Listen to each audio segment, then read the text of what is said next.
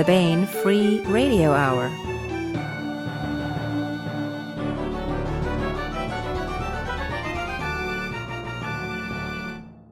Hello and welcome to the Baen Free Radio Hour. Today, Jeremy Comeaux interviews Casey Ezell, Justin Watson, and Tom Kratman about their latest collaboration, 1919 Romanov Rising, the sequel to the excellent Romanov Rescue. In addition, we continue with the latest chapter of Wen Spencer's Tinker, Part 82. Welcome, everyone, to another episode. I'm your host, Jeremy Comeaux. That's enough about me. Let me introduce you to the people that you came to see. In no particular order. No, let's go in the order of names on the cover. Mr. Tom Kratman, Casey Ezell, and Justin Watson.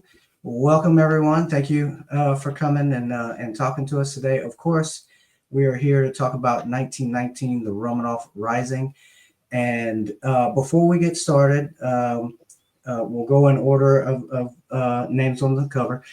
Tom, do you have anything that you'd like to promote or tell where people can find you? Well, I've got a website, tomkratman.com. That's pretty easy. I really maintain it only so that old Army buddies can find me if they want to. To promote, no, I've got nothing out recently except Romanov Rising. Dirty Water was a year ago, and It's a great book, though.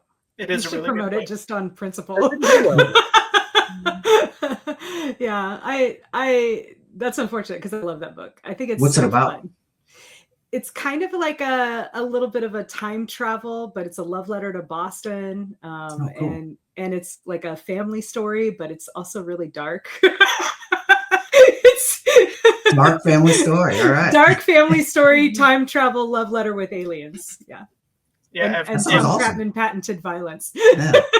Tom Kratman mashed together Doctor Who with It's a Wonderful Life. With Yeah, kind of like that. Yeah. Kind of like that. I guess you're over here, Justin. That's good stuff. All right, Casey. somebody, and I think I know who.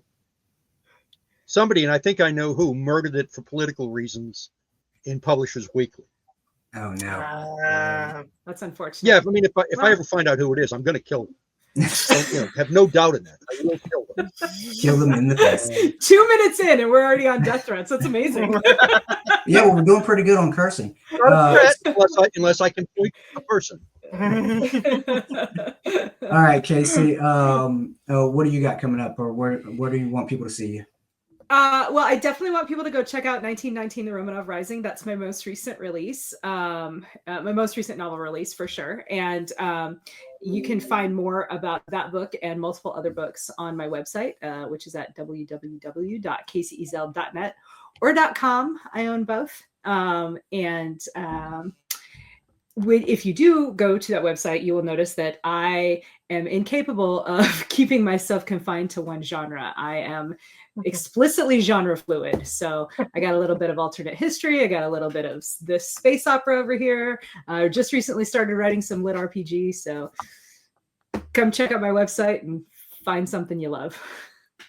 All right, Justin, what you got going? Well, I mean, you've got it right. I'm sorry, right there. The Romanov Rising. And the first book, Romanov Rescue, which is all the way paid out. So you are paying me and Tom and Casey directly if you buy a copy of that. Just so you know, if you get the first book at this point. I am also a bit genre fluid. This is my second novel, and the first one was also with Tom and Casey, the Romanov Rescue. But I have several short stories out in the fields of military science fiction, a little bit of fantasy, and other alt history shorts. I'm working on a solo novel, but don't have a contract for it or anything, so it's still in the ether. And we'll see if I have to shelve that again to make sure we get book 3 of this out, because it seems to have some legs on it. Yeah. So when he before finally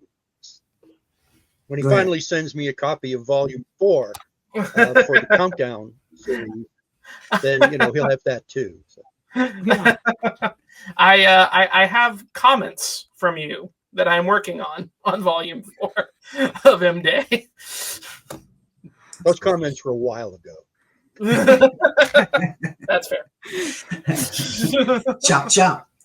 So if your next question, Jeremy, is going to be like, how does it work for the three of you guys to work together? You can see it's very it's a little it's very much like that. Well, It's a very good question, because I've interviewed tons of co-authors, like twos, but I've never interviewed 3 co-authors before. So how do you manage, who's writing what, who's in charge of what, how do you communicate everything besides the mass chaos of a video call? You guys want me to take this one? Why don't you start, Casey? yeah, go ahead. Okay. So the thing that you have to understand is that all 3 of us are career military officers, right? Or retired military officers. Justin, I think you were a career dude, and then you got blown up one too many times and retired. I did 10 years, and then the that's long enough to pick up the bad habits that I'm about to talk about. So it's really funny because I've noticed that our creative process is very similar to the way that a couple of staff officers, being myself and Justin, will work with their commander, in this case played by the role of Tom Kratman, to push, products, paperwork, whatever sort of written communication piece of things is important at the moment. So like in this case, depending on who, we sort of rotate, like who's, so Tom's the senior author on the project. If you notice on this particular book, my name is directly beneath his. That's because I had I was considered, quote, first chair for this one because of the way that the story was going and which parts we thought were going to kind of need more attention. And so in this case, I generated the first draft of the outline, sent it to Justin. We talked about it, made some changes, and then sent it to Tom, who, gave us more direction in terms of developing the outline. And then we finalized it. And in the process of that, we sort of broke it up by like who's writing which character, who's writing which section, trying to play to our strengths, right? So anything having to do with anything above about, 20 feet off the ground, you can bet that that's me, right? Anything having to do with aviation, that gets assigned to me, because that's my area of expertise, right? I flew helicopters for 23 years in the Air Force. I'm a licensed commercial pilot. I'm a career aviator. Justin. Oh, thank you. Well, there's no shortage of badasses in this crew. Seriously, I mean, Justin's an artillery guy, and in his own words, his forte is writing soldiers fucking off. So any parts of the narrative that have to do with that, that's Justin. Tom has made his name and made his reputation on writing these incredibly cool sequences having to do with military training and doctrine, preparation for battle, and then the battle itself.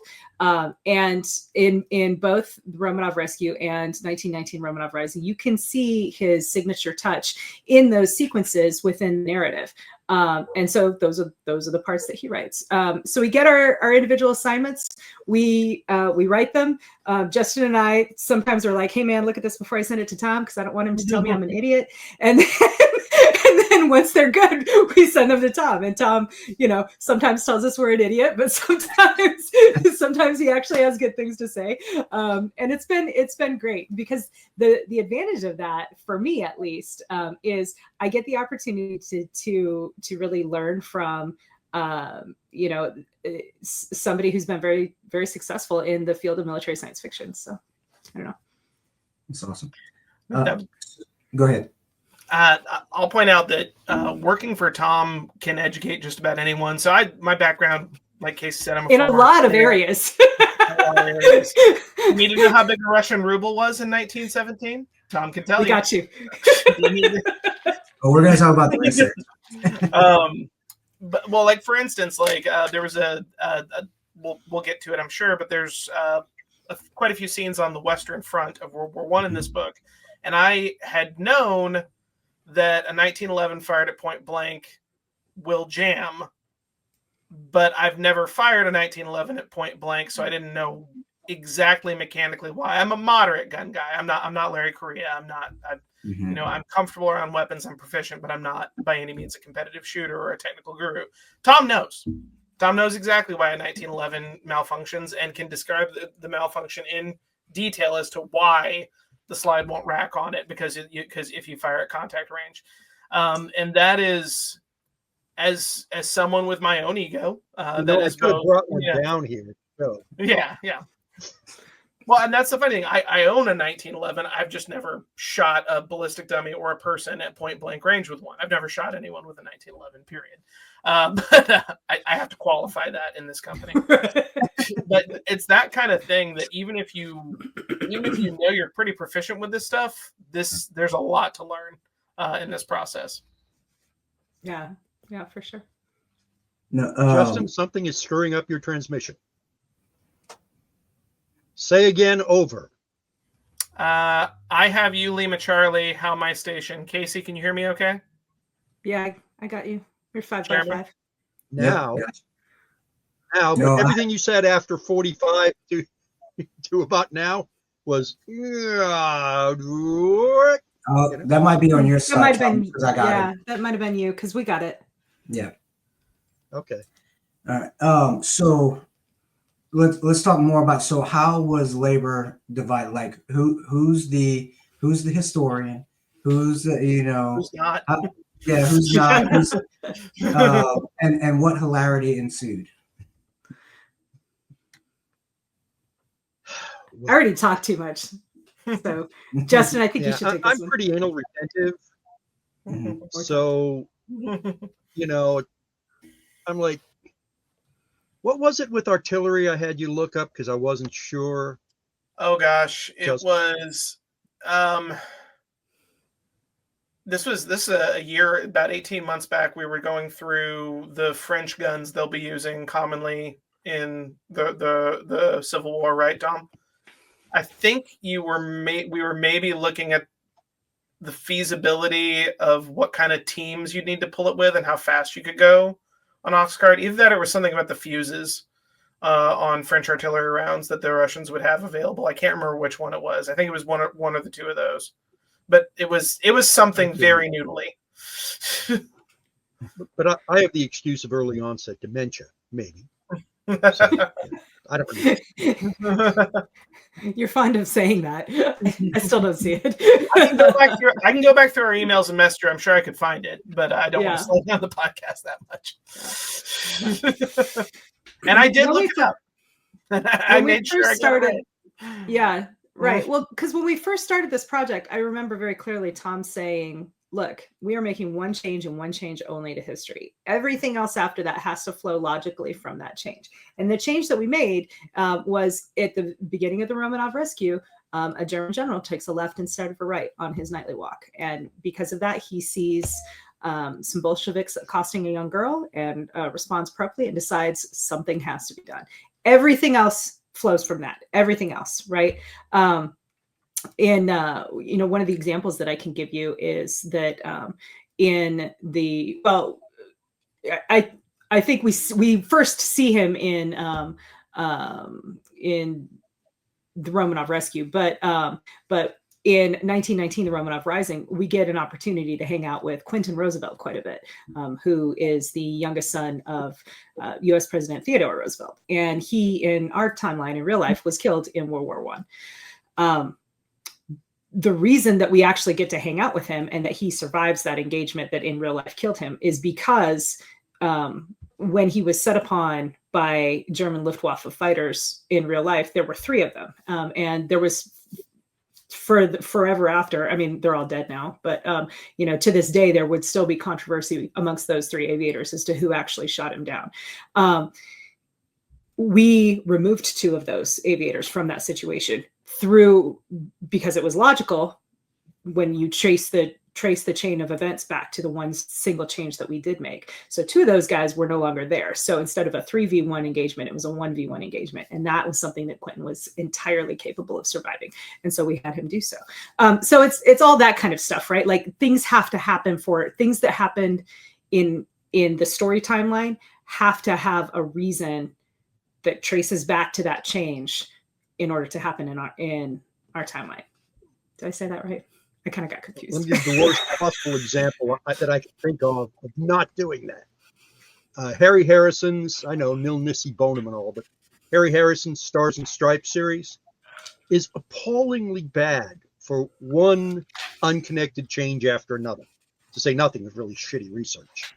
But just But is that one thing after another.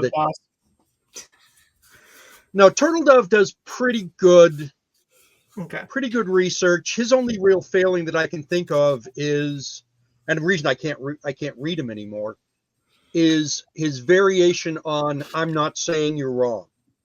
Every character in every book at some point in time is going to say, "I'm not saying you're wrong," 50 or 60 times. And I just can't read it. Just a verbal tick, yeah. But you asked which of us is the historian, and Justin said who's not, right? And we were talking on, I think it was a radio show, and Justin pointed out that, like, in order to really get into writing this type of story, you almost have to be at the very least an amateur historian or a history buff, because it does require so much research, because it does require an interest in the shifts and dynamics of what's going on at the time. Mm-hmm. Yeah, I mean, if you a lawyer too. Well, I think that's where the anal retentiveness comes in, right? Right. So, yeah. So building the case. That's right. So this is one of a couple dozen books. It's the 42nd Division history from the Great War.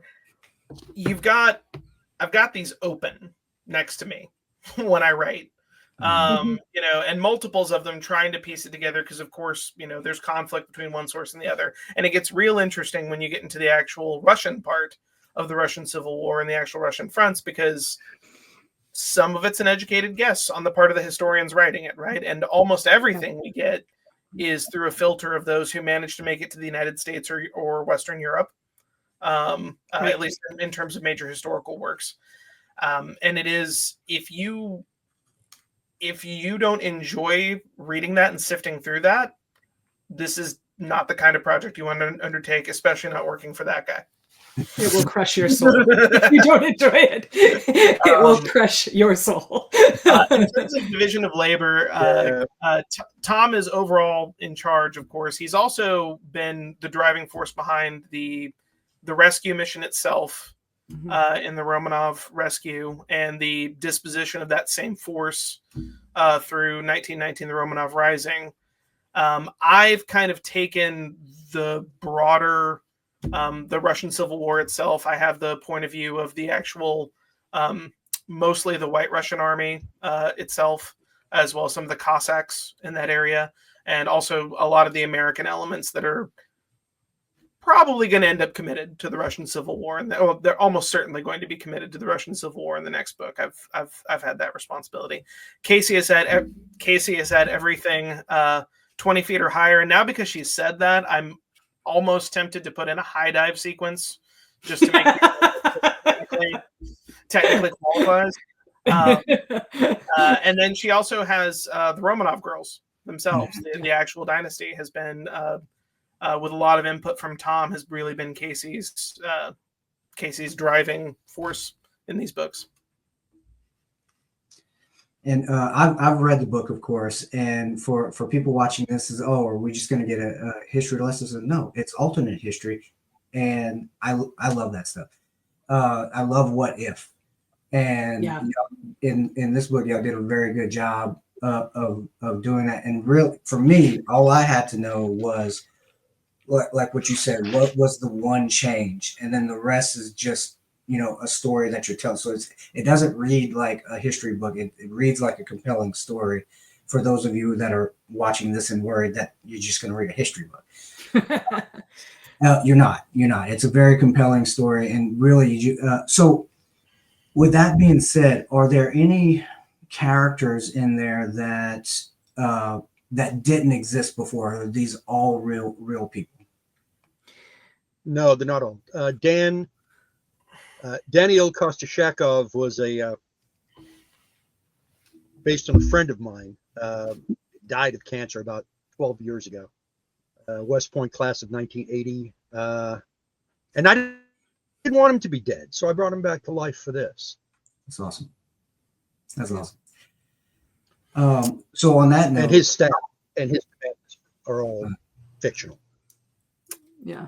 Yeah, the American junior officers in the American portion of the book, the generals and William Donovan, of course, are historical figures. Father Duffy from the 69th Infantry, 69th New York, are all real people. But the two main point of view characters for the American side are both fictional.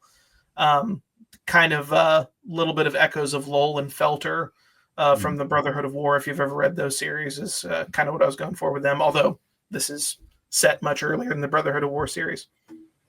Yeah. And y'all kind of alluded to some fun research that went on. Y'all get to elaborate on that? Who wants to tell the carbide lamp story?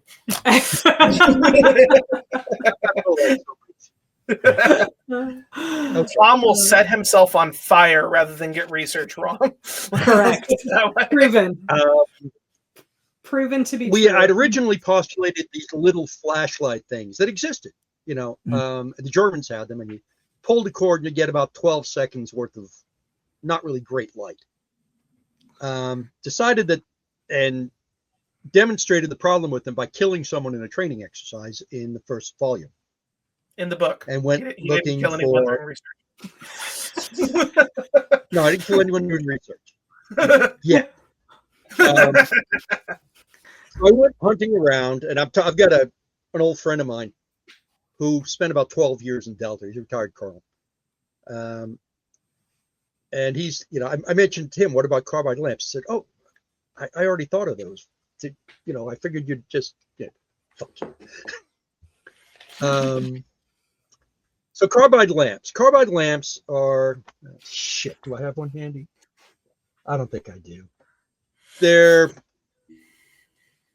Well, they can be kind of large, but mostly they're kind of small enough to wear in the front of a helmet.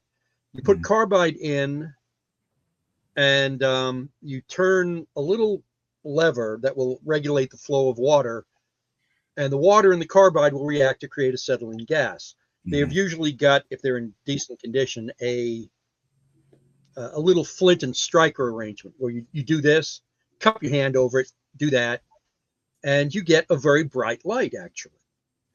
Well, I bought 4 of them, maybe 5, I'm not sure. But I was using 4 of them to see how much they would illuminate a fairly large room. And one of them started shooting flames out the side, which in your house is a bad thing. So I had to kind of pick it up and carry it outside, and sort of burned the shit out of my hands doing that. Yeah. Unfortunate. But we got great data for the story. I will guarantee that 4 of them working together will illuminate a pretty good sized room very well. Yeah. So when Tom's rescue force, starts entering and clearing to save the Romanovs, it's legit. That's what they were. Yes. That's what they were. Any specifically for weapons or anything like that? Any fun research there? Well, I got to. I haven't fired it yet. Go ahead. I was gonna say I got to learn. The thing about aviation is that there are multiple ways to fly, right? And I am mostly conversant with rotary wing aviation. Helicopters were invented in the 40s, but really not. They didn't, they weren't used to great effect until, I guess, Vietnam is when we're used to thinking of helicopters in military applications and things like that. Korea too, I guess Korea. But anyway, the point is we're writing way earlier than this. But Tom's like, well, anything having to do with aviation, Casey, It's all you. You know about this stuff. I don't know anything about airships. I don't know anything about lighter than air flight, but that's okay because I'm the Do aviator now. in the group, so I will learn. And I'm being really flippant about it, but the truth is, it was actually super fun to research and learn about how these enormous lighter than air warships were flown by the Imperial German Navy in World War I. And the one that we talk about in the Romanov rescue, that was a real ship, right? The Africa ship is what it was nicknamed. It's the L59 was its official designation. And it, in that book, I talk about the Africa mission, which is where it got its nickname from. That was a real mission. And to this day, that ship still holds, as far as I can tell, the record for the longest lighter than air combat mission ever performed in the world, which is super cool, right? Like that's a super neat tidbit to know for me because I'm kind of an aviation geek. For 1919, the Romanov Rising, I mentioned President Roosevelt in biplane combat. Like that stuff was so much fun to check out and to research. And in the process, while we were writing this, was I was moving back from Japan and visiting family out, and for one reason or another, I found myself in Dayton, Ohio, at the Air Force Museum. There's a Quentin Roosevelt display there at the Air Force Museum. I think they have his jacket and a lot of detail, some of his personal effects and a lot of details about his shoot down, basically. And it was really moving to me to be able to look at these artifacts, look at these words that had been written by this man that I'm now trying to sort of bring to life on the page, and really get a sense of who he was and what his what his outlook on life was and how he approached flying and fighting and just life in general. And so I'm very, very grateful for the opportunity to really sort of dig into those things and learn about things like the right turning tendency of a Newport in a dive, and how the balloon buster rounds worked and how they synchronized the machine guns to not shoot holes in the prop as the planes are flying, so stuff like that.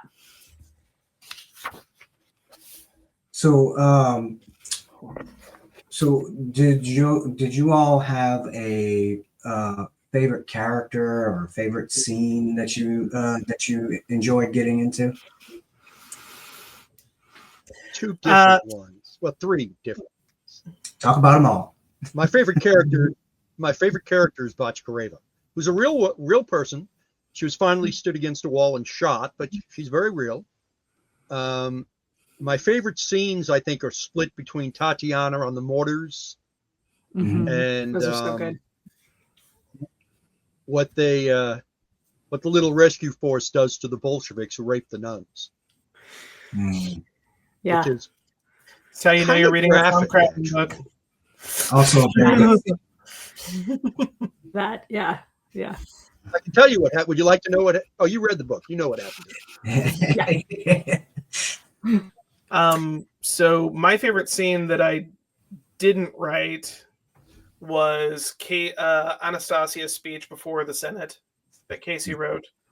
My silver medal moment was Tatiana on the mortars. Yeah, that is an excellent set piece. And I remember, this book took a bit to get done, and you read that piece at a preview at LibertyCon a couple years back, and I was like, that kicks ass. I'm really glad that's in this book. My favorite bit that I wrote, aside from some of the humorous bits, because I do try to lace the, one of the things, and I don't think I'm going to get any pushback from this crowd, but one of the things I always try to come across is I'm not trying to marvelize our book and make it funny when it's not supposed to be funny. Mm-hmm. But the reality of military existence is fundamentally absurd and therefore often hilarious. Yes. So I do enjoy inserting that humor, because that was my experience in my 10 years in the Army. Is even the stuff that at the time I was furious, a couple days later I would look back and laugh. I had a guy I got a call at like 6 p.m. on the 4th of July because one of my guys was in jail because he'd thrown a ham sandwich at his live-in girlfriend. So the police had arrested him for domestic abuse for throwing a sandwich. It's that kind of stuff. You can't make this up. You can't make this up. My colonel calls me, hey, you know Snuffy's in, I won't say his real name. You know Snuffy's in jail, right? And I'm like, oh, what did you do, sir? Threw a sandwich at his girlfriend. I'm like, did she ask for one? like, sir, I'm grilling burgers right now. Could this have waited? Anyway, so I do try to work that sort of thing in. But one of the things I have a lot of fun with and required a bit of research is, I knew in pretty decent granular detail how artillery worked in World War I and the differences between us and how I worked with artillery, both in training and in Iraq and Afghanistan, and how it works when you don't have a man-portable radio to any real effect. And it is very different, right? You're stuck with what you've got until you can get back to a field telephone that has a hardwire connection back to the proper command post. And oh, by the way, do you even have authority to talk to that command post? Yeah, it takes a lot more coordination. So while I understood that in an academic sense, dramatizing it into a combat scene was something that I enjoyed a lot and took a lot more thought than I, people say, write what you know. And it's like, well, okay, you know it. Can you turn it into an interesting story? And that's something that I had a lot of fun trying to accomplish. Right. And I hope it was an exciting and fun scene in the book. Yes. Yeah. Or you know it for modern day stuff, right? Yeah. Well, and I even kind of understand the historical, but I've never done it. Right. That's what I mean. He knows how to do charts and cards. Yeah. Sure. I can do manual field artillery gunnery. I would do it with the textbook now, to be clear, before I sent anything downrange.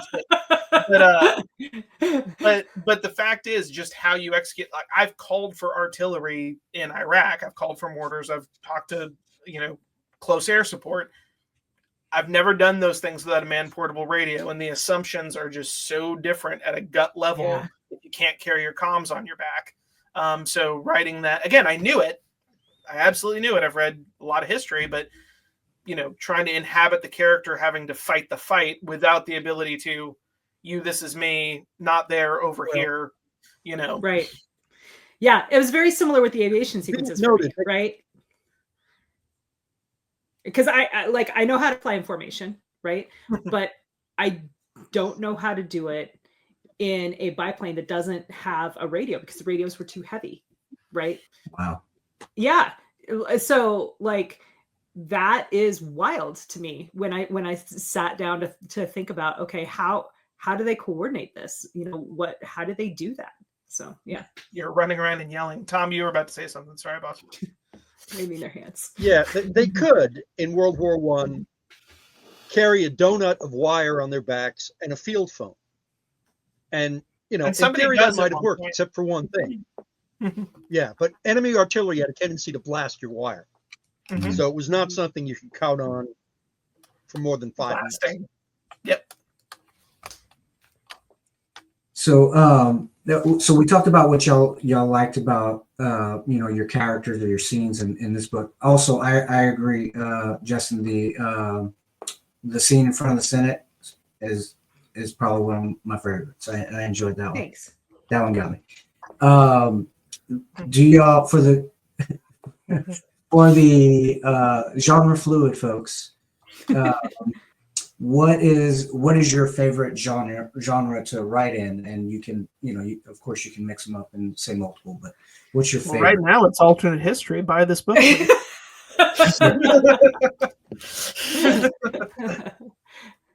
Yeah, there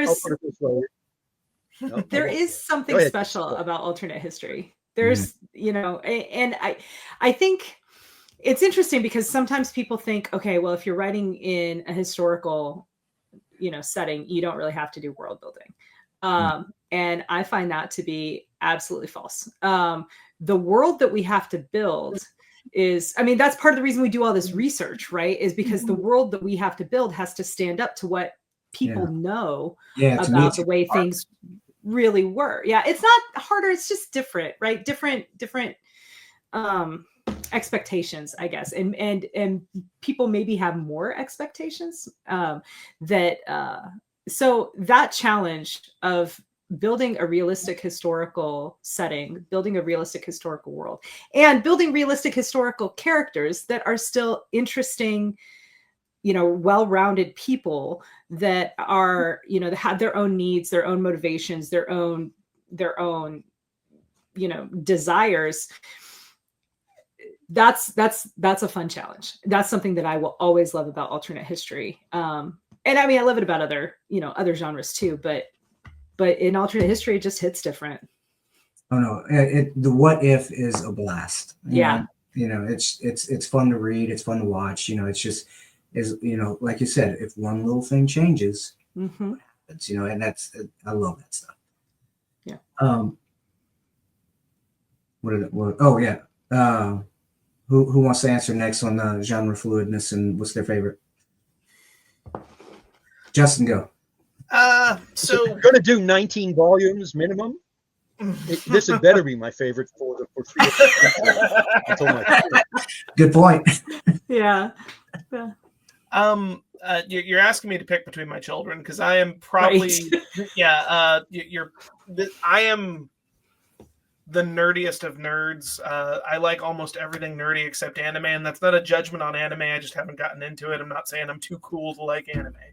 I'm just, so I love straight up science fiction and fantasy. I love military science fiction, obviously going all the way back to the classics like Jerry Pournelle and Robert A. Heinlein, and I'll say Gordon R. Dixon just to trigger my boss.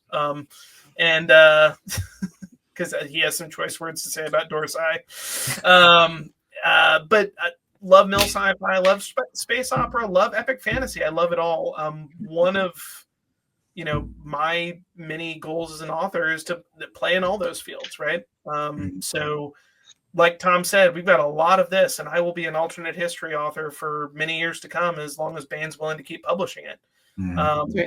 So I love this genre, and I love all the other speculative genres pretty well. So I'm going to not answer your question. Yeah. And Bane will be willing to publish that as long as you guys keep buying it. So it's on you. I'm doing my part. Now it's our turn. So let's catch people up. So this is book 2. Mm-hmm. And so what, brief cliff notes of book 1 without, giving everything away. What happens in book 1 that brings us to book 2? Ooh, this is a Tom question. You want me to do that one? Go ahead, Tom. Okay.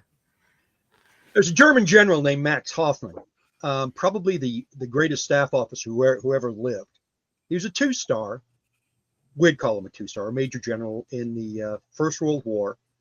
And he was de facto commander of 3 national armies: the German army in the east, the Austrian army in the Austro-Hungarian army in the east, and the Bulgarian army. Just a 2-star, but he's telling field marshals what to do. He takes a different turn on his nightly walk during the Brest-Litovsk peace talks between the Russians and the by the way, Brest-Litovsk means great tracts of land in some obscure Slavic language, just so everybody's clear on it. He and his aide, Brinkman, find some Bolsheviks about to rape a young girl. So they kill them, which is what you should do with rapists, if you can.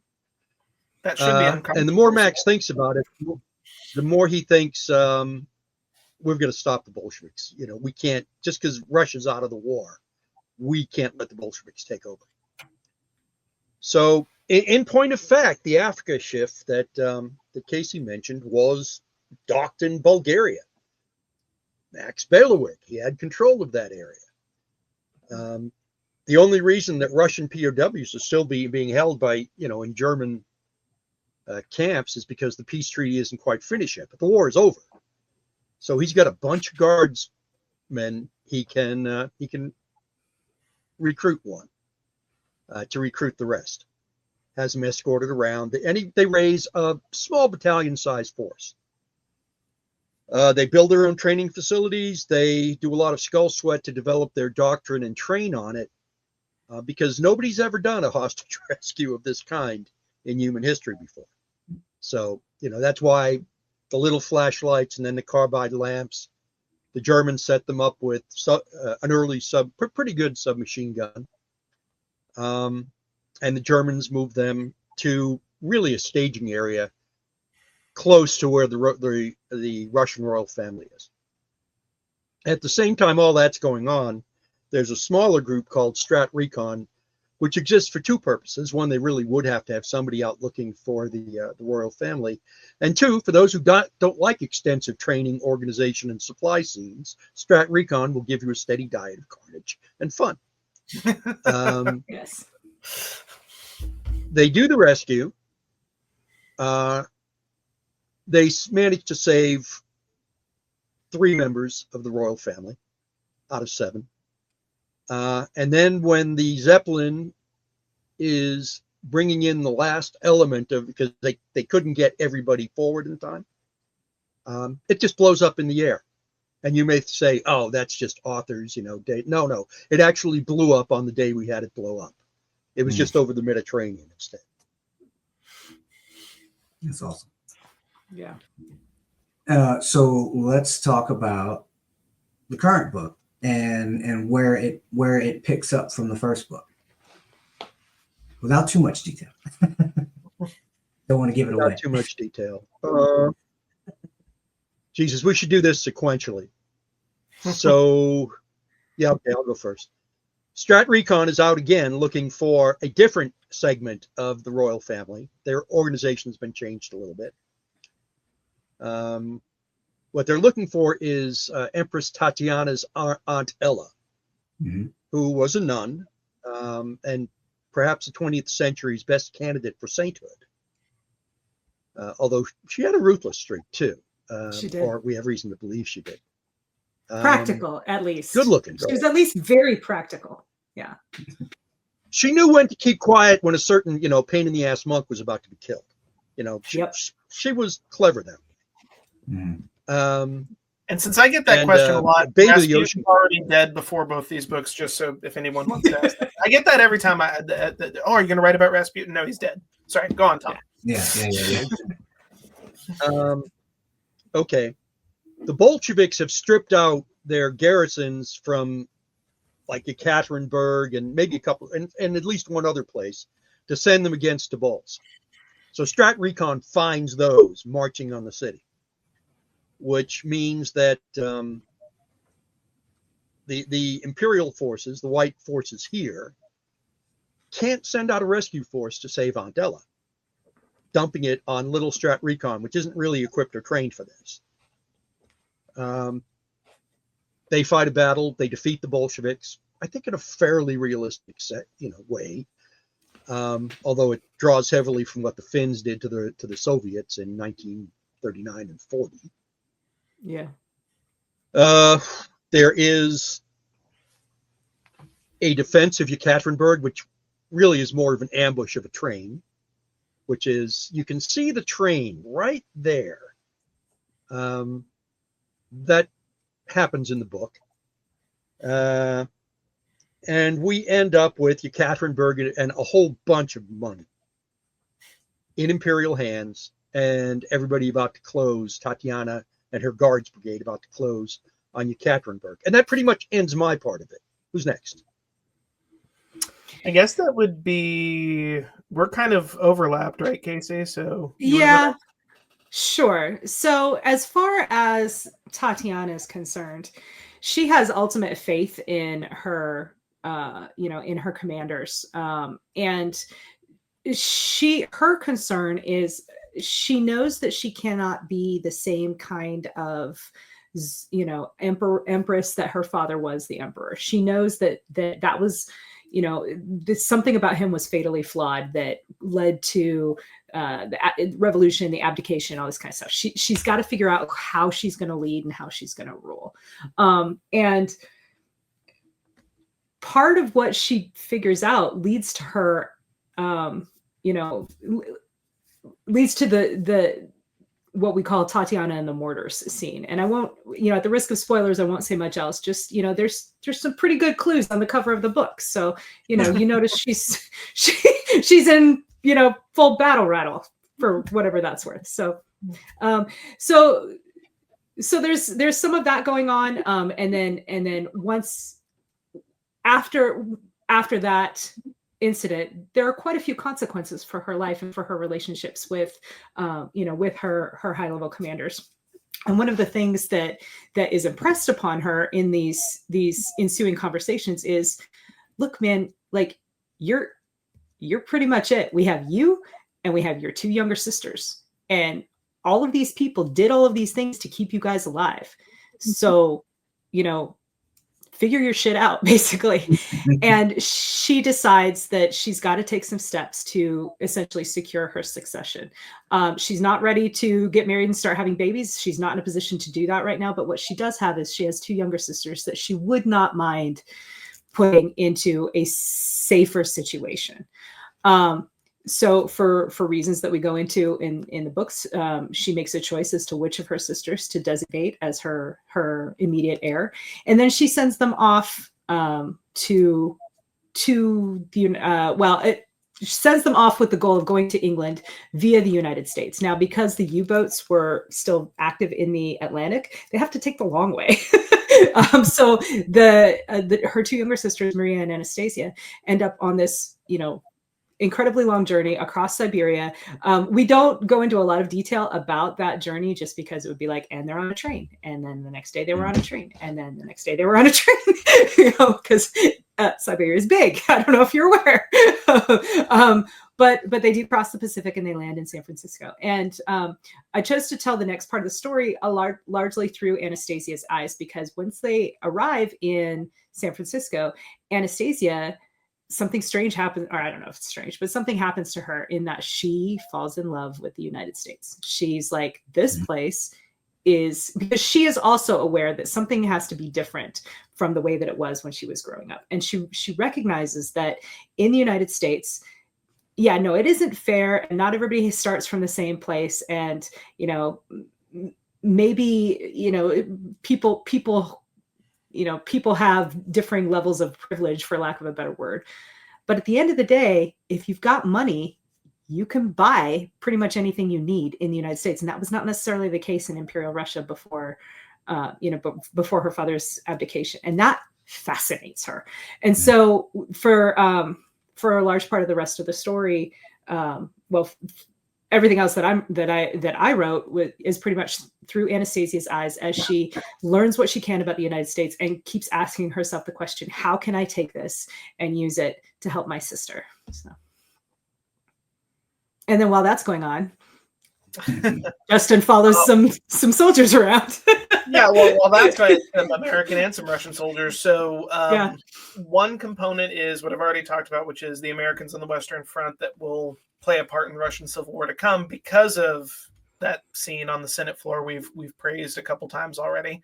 The other portion of the book I contributed was really very close to a dramatization of the actual history of the early days of the Russian Civil War in South Russia.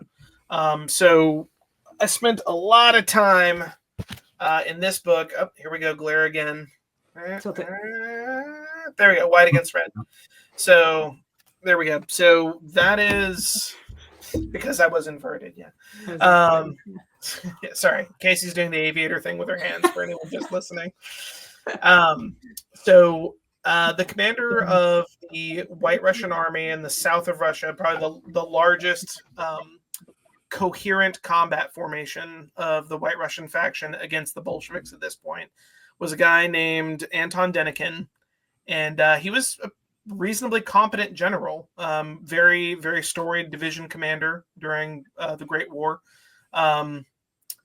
and tried to manage the war's political aspects by not managing them, which, as an American officer trained up in the tradition of trying to stay out of politics, or at least that's how it was when I was in there, of trying to stay out of national level politics, it's an understandable reaction. It was, as it turned out in real history, a totally inadequate one.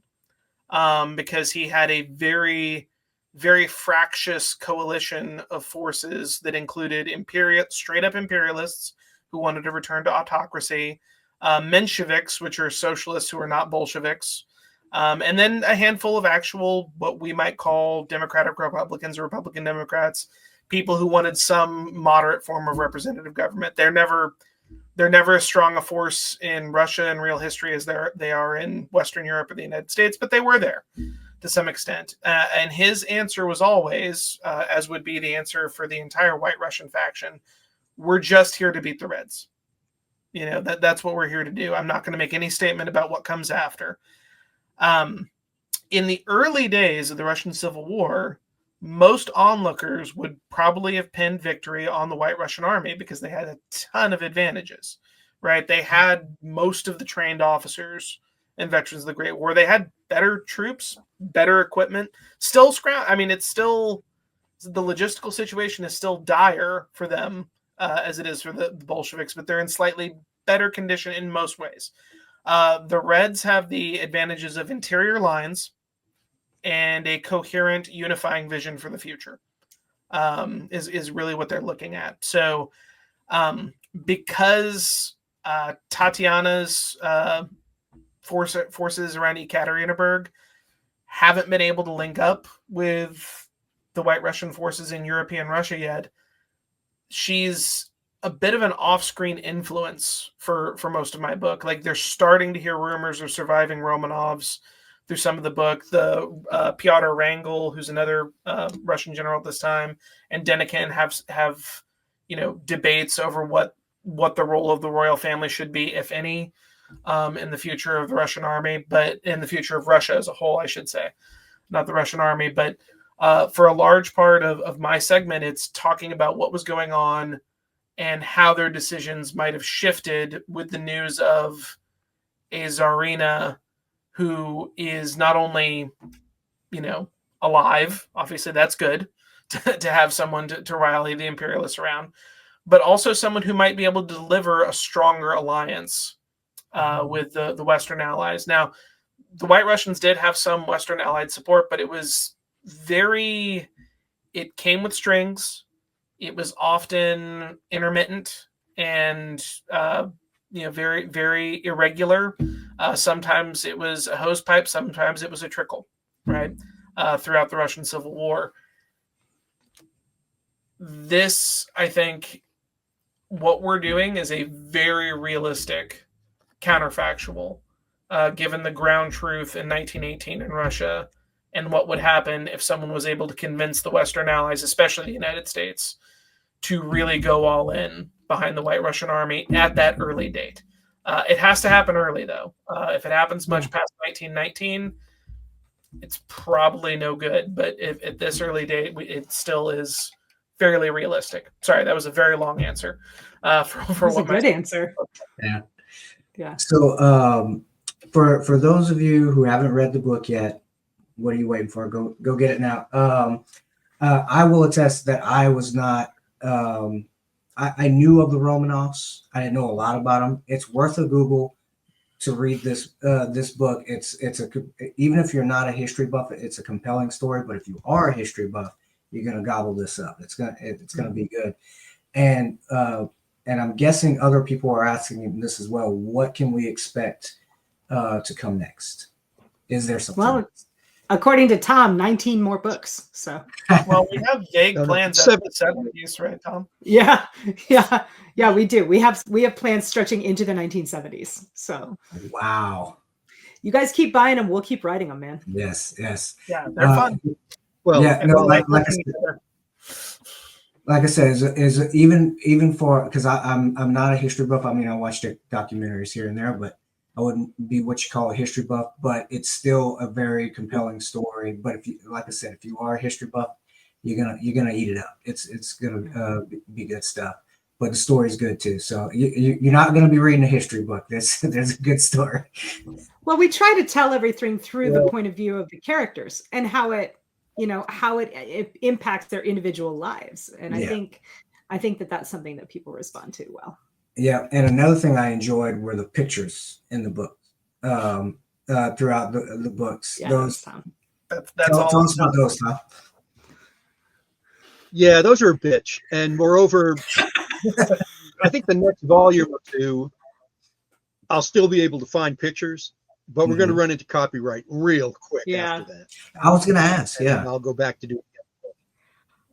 Yeah, I all of the pictures that are did that currently in- there are in the public domain, and then Tom edits them to basically stylize them, and they're included in the manuscript. So Yeah, no, it's, it was great. it's just a cool touch, Yeah. So. No, it was very nice. And I almost forgot to bring it up, but no, I wanted to make sure I brought that up. That was good. So like I said, Picture tells 1,000 words. So. Oh yeah. And not to gush too much, but it was a great book. I enjoyed it. Look forward to the next one. But before we go, I want to say thank you all for coming on and talking about the books, but also telling us your own fun stories and letting us learn more about you.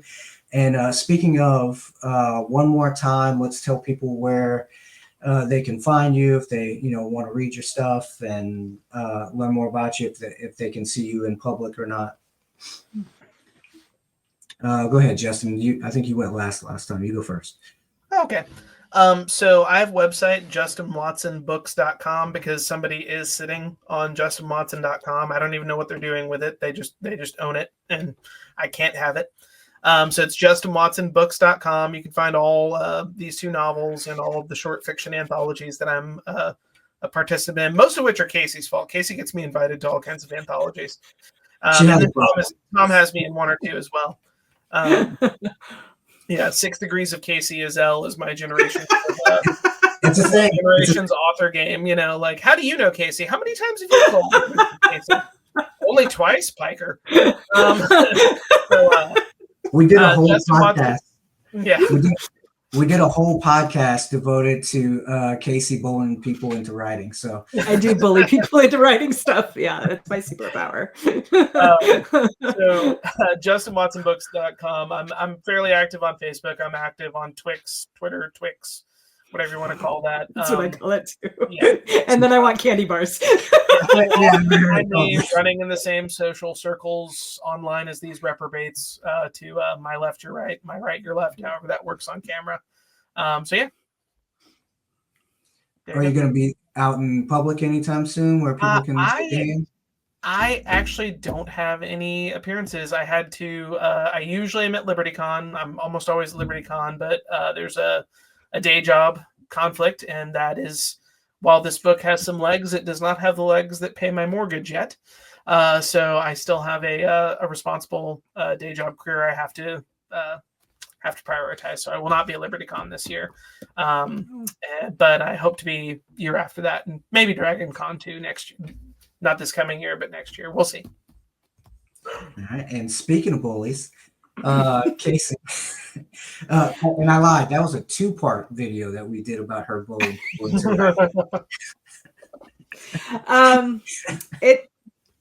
You're welcome. What can I say except you're welcome.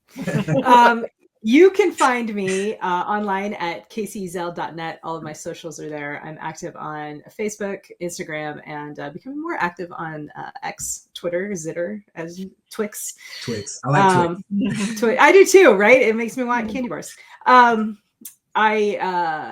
will be at MarsCon this month, January the 3rd week, I think, around the 20th. 17th or something like that. I'm sorry, I don't have the dates in front of me, but yeah, I'll be at MarsCon in Virginia Beach. And then in February, Valentine's Day weekend, I will be in Boston at Boscone. And I will be doing programming there. And then I don't have another convention until June. I'll be at LibertyCon, and then in over Labor Day weekend, I'll be at Dragon. So that is where you can come see me in person and get signed books. And I have a cool little embosser thing I got for Christmas that I'll emboss your books with. So yeah, Awesome. It'll be fun. And last but not Jim Bain least, told you that 2 cons too many. Probably nothing for me. I've got a spine issue that kind of prevents me from driving long distances. Yeah. At least without extensive breaks on the way, like overnight. every couple of 100 miles. And I don't take well to flying anymore either. So I probably will not be at any cons in the near future anyway. And what was your website's name? Kratman.com. I'm on Baines Bar, which isn't bainesbar.com anymore. I don't know. It's like bain.bar.net or something like that. I'm a reasonably substantial presence on Facebook and Twitter. Don't do And you have your Instagram. I have an account, Substacks. but I don't do that. Yeah. Say again? You have Substacks too. Oh, yeah. I've got 2 Substacks. One of which is I'm writing with a Brit friend of mine, is the care and feeding of your right-wing death squad.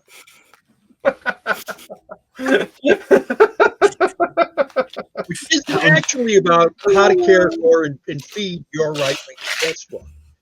It's so far it's about 26 chapters. I got to write another one tonight on Dear Lefties. If you keep this shit up, you're going to get killed. Tom says, "Fuck your Overton window." This is what it's going to look like. The war you're starting. Yeah. All right. Well, thank you all for coming on. This was fun. I enjoyed it. And to everybody watching, go buy the book. Go buy the first book, and go buy and pre-order the next book. When do we have hopes for when the next book's coming out? For book 3? Yeah. Very shortly after we write it. That's good timing. That's good. All right. Or very shortly is fine. It's about 8 months, 9 months. Yeah. Oh, awesome. Yeah. That's awesome. All right. Well, again, No, not in 8 months or 9 months. 8 or 9 months after we write it. After we write Right. it. Yeah, That's how traditional publishing works. edits. Yeah. Yeah. I just have Well, to keep Sam Kennedy for that cover art. Oh, I know. Oh, It's so yes. gorgeous. No. is he the same guy that did Maurice's cover? Yes. Yes. Yes. Very good artist. Yeah, And he's incredible. for publishers who haven't worked with And him. apparently takes the trouble missed to out. read. Yes. He does. Yeah. He sure does. All right. Well, it has been a pleasure. Thank you all for being on the show. And like I said earlier, everybody go buy the books. They're awesome. They're worth the read. Even if you're a history buff, you're gonna love it. If you're not, you're gonna love it. Just check it out. And with that, I say good night, and we'll see y'all next time. Good night, friends. And now, as promised, part 82 of Wen Spencer's Tinker. Girl genius Tinker lives in a near-future Pittsburgh where she runs her salvage business, pays her taxes, and tries to keep the local ambient level of magic down with gadgets of her own design.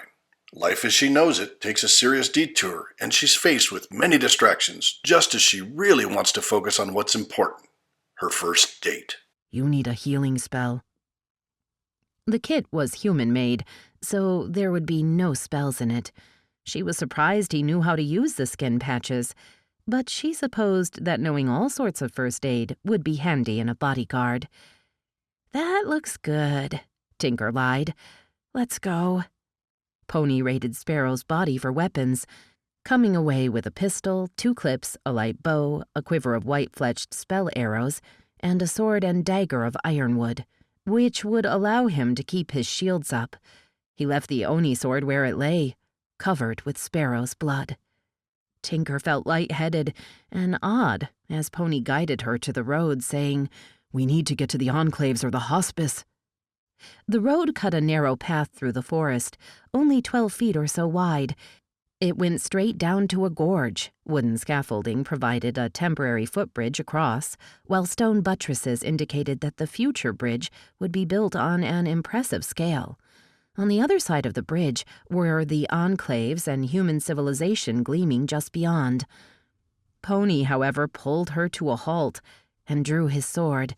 The shadows moved all around them, and Oni warriors merged out of the darkness. "Oh, fuck," Tinker whispered. Magic surged in around them as Pony activated his shields, a scant comfort in the face of so many guns pointed their way. How much could the spell stop? 5 bullets? 10? I have played lightly with you. Tom's voice came out of the night, and he shifted into view directly in front of them, flanked by 2 of his largest warriors. Gone were the kimono and any pretense of being anything but a large, dangerous animal. Spell tattoos covered his skin, starting at his collarbone and flowing downward over muscled thighs and calves. He wore only a loincloth of black silk, hung on a diagonal cut from right hip to left shin, and a sword belt. Like Chiyo, he had a tail to match the inhuman ears. It flickered behind him in agitation. My claws are out.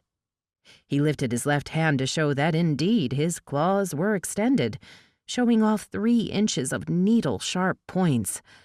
One false step, and I'll content myself with whatever the Tengu can do to salvage your work. This is not your battle, female. You are truly human under that skin. You owe them no alliance. My people are crowded and starving, while the elves greedily hoard this vast wilderness. We only want what they do not use. I'm not going back with you. I'm not going to betray them. Submit now, and I will show mercy. I've seen your mercy with Chiyo. She was surprised that he was even bothering to talk to her. By Oni mentality, she needed to be punished, something she was highly resistant to submitting to. There was no way she'd agree, so why wasn't he just ordering an attack? She glanced to the right at Pony, sword ready, his shields gleaming softly blue like an aura around him. Of course, Pony's shields sucked down large amounts of ambient magic. On a ley line, he could maintain them indefinitely. Where they stood now, though, it was only a matter of time before the shields drained the area and failed. Tom was stalling. I gave the kitsune a choice of punishments, Tom was saying. Drop your weapons, surrender yourself, and I will go lightly on you too. Screw this. Tinker leveled her Uzi, flicked off the safety, and emptied the machine gun at Tom. Even as she pulled the trigger, though, the Oni Lord flicked up his left palm, growling out a spell, and the tattoos along his left arm flared, and a haze appeared between them. The bullets spat out of the muzzle of the machine gun, struck the magic barrier, making it flare and, weirdly enough, gleam brighter. She actually felt it sparking up levels with each bullet hit. The bullets didn't pass through, nor ricochet, but instead dropped to the ground, inert. Damn. Somehow the Oni shield translated the kinetic energy of bullet back into the spell, fueling it. Too late, she thought, to spray the warriors to either side of Tom. She'd already run through the clip and now worked the trigger, to be rewarded only with a series of clicks. Tom pointed at Pony and uttered a word, and then indicated Tinker and gave a longer command. Tinker didn't need to know Oni to know what he'd said. Kill him. Take her alive. No!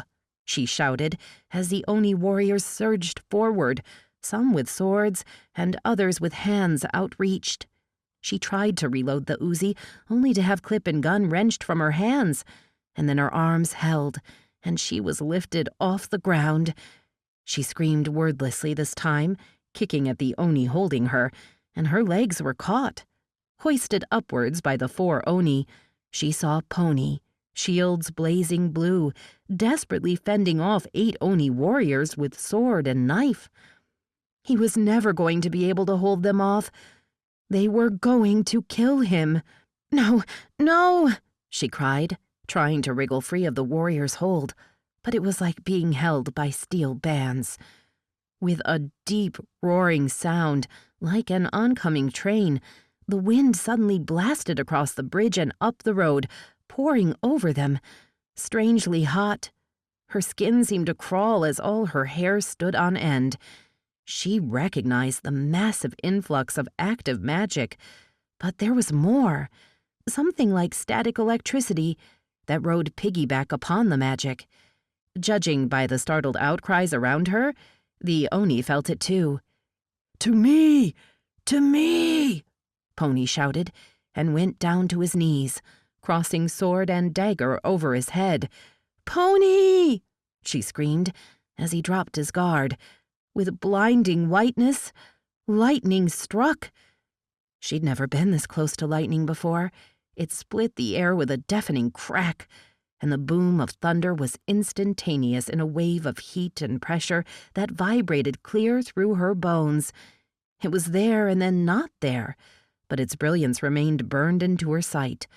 The bolt had splintered, forking all around Pony, striking the 8 Oni attacking him. The warriors flew backward to land dead, blackened and smoking from the lightning. It seemed an impossible miracle. And then she realized the truth. Windwolf had arrived, summoning the magic of the Wind Clan spellstones to call down lightning. Pony came off the ground now, blades flashing, and launched himself at the Oni holding Tinker. Tinker struggled harder to get free, cursing at her captors. Tom shouted in Oni, pointing toward the bridge, correctly identifying which of the 3 elves was the most dangerous. Another lightning bolt hit close at hand, striking into a knot of Oni warriors, attempting to attack Pony from the rear. 2 of the Oni holding her decided to face Pony rather than die keeping her captive, and a hard kick into the face of the 3rd left her dangling in one warrior's hold. There was a knife in his belt. She yanked it free and stabbed him in the stomach with it. The blade slid into the hilt with stunning ease, and blood poured hot over her hand. The Oni howled and punched her in the face. Darkness washed in, and when it retreated, Pony had her over his shoulder and was running for the bridge. Had they won? The crack of rifles and whine of bullets verified that no, they hadn't. Lightning struck, and as it flashed all vision to white, Pony stumbled and fell. It seemed as if he'd tripped over something. He started to fall to the left, which would have smashed Tinker under him. He dropped his sword, tucked her close, and rolled in midair to hit his right shoulder first. They tumbled through the mud of the road, Pony taking the brunt of the damage, as he protected her with his own body. They stopped when Pony slammed against the stone abutment at the end of the bridge. As Pony lay unmoving, Tinker glanced back toward the pursuing Oni. This has been the Bane Free Radio Hour. Thanks for joining us at the heart of science fiction. Join us next week on the Bane Free Radio Hour when Sean Hazlitt interviews Jamie Ibsen and Hank Davis about their anthology, Depth Charge, which contains stories by many of the most storied names in science fiction. And Tinker by Wen Spencer continues in part 83.